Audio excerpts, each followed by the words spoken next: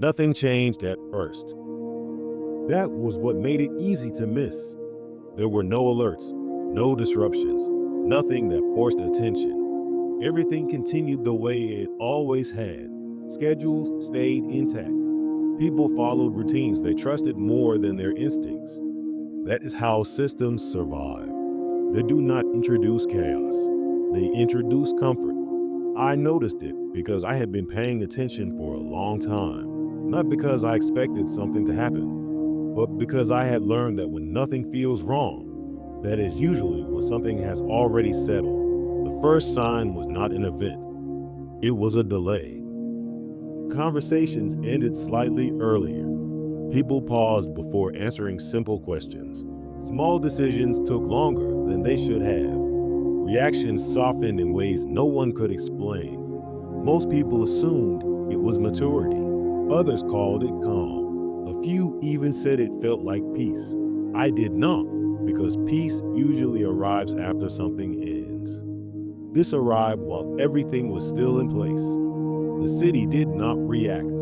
Traffic moved normally. Lights turned on and off on schedule. Nothing external reflected what was happening internally. That is the most effective kind of change, the kind that does not create resistance, because it does not feel like change at all. I checked with others indirectly. You never ask people if something is wrong. You ask them how things feel.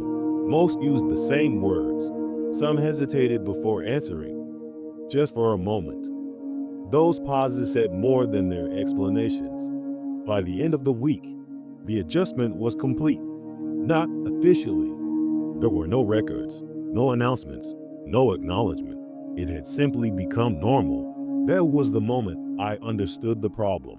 It was no longer shifting. It had stabilized. And patterns do not stabilize unless they are meant to last. The people who noticed it the least seemed the most at ease. They slept better. They worried less. They stopped questioning small inconsistencies. They called it balance. I did not, because balance does not usually remove the need to ask questions. A few of us compared impressions carefully, never directly, never in the same space, just enough to confirm that we were not imagining the same thing alone. The pattern was not hidden. It was accepted. And once something is accepted, it no longer needs to be explained. That is when I stopped trying to name it, not because I could not, but because naming changes how people respond. Some systems only function as long as they remain unnamed. Nothing changed. That was the problem. Because when people adapt without noticing, they stop remembering what resistance felt like. They defend what costs them less, even if it takes something they cannot name. That is how patterns become permanent. Not through force, but through relief. The system did not need agreement.